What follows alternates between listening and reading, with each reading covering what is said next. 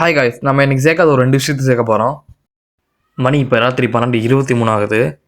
அது ஒன்றையில் இந்த யூடியூபர்லாம் நைட் நேரத்தில் உட்காந்துட்டு இந்த மிட் நைட் ஃபுட்னு சொல்லி ஒன்று அப்பா அம்மாவுக்கு தெரியாமல் அப்படியே சமைச்சு சாப்பிட்றாங்க, த்ரில்லாக இருக்குது அப்படின்னு சொல்கிறாங்க. நம்மளும் ஒரு டைம் ட்ரை பண்ணி பார்க்கலாமே சொல்லிட்டு தான். இதுக்கு பட்டாசே தேவைதான் வெடிச்சு தாம் தூம் செதறது தூங்குறவங்க எதே கூட்டி எழுப்பிட்டுரும் போல இருக்குது. இது ஒன்றும் இல்லை, எனக்கு இந்த தாளிப்பு இருந்தால் மேகி சாப்பிட்றதுக்கு நல்லாயிருக்கும். அடுத்து இருக்கிறதுலே மிகப்பெரிய சவால் இந்த மேகி பேக்கெட்டை பிரிக்கிறது தான். இதனால் வர சவுண்ட்லேயே எங்கள் அம்மா தூங்கிட்டு இருக்கிற சந்திரமுகி இதே கூப்பிட்டு எழுப்பிட்டுரும் போல.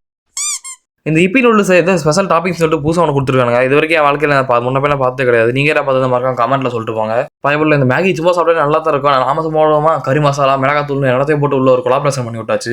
அந்த மசாலாவில் மேலே அப்படி தூவி விட்டு அப்படி கொஞ்சம் நேரம் கொதிக்க விட்டாச்சு.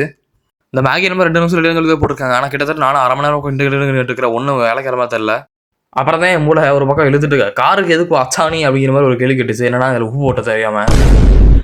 அப்புறம் என்ன பண்ணுறது, அப்படியே கையை தலையில் வச்சுட்டு யோசிச்சுட்டு கொண்டு இருந்தேன். அப்புறம் கொஞ்சமாக சக்கரை தூக்கி உள்ள போட்டு எப்படியே கலத்துக்கு ஒரு மாதிரி மிக்ஸ் பண்ணி விட்டேன். அது மேலே அந்த டாபிக்ஸில் போட்டு ஒரு மாதிரி எப்படி டிஃப்ரெண்ட்டாக ஒரு லுக்கில் பார்த்தா அப்படியே வேற லெவல் இருந்துச்சு. எடுத்து ஒரு வாய் வச்சா சுவையோ சுவை அப்படி சொல்லணும் எனக்கு ஆசை. ரொம்ப கேவலமாக இருந்துச்சு. உப்பு போடங்காட்டி அப்படியே கசக்குது ஒரு மாதிரி. சரி அப்படியே செஞ்சு சாப்பிட்டாச்சு. மேகி லவர் சார் இருந்தால் ஒரு எல்லோ ஹார்ட் கமெண்ட் பண்ணிட்டு போங்கப்பா.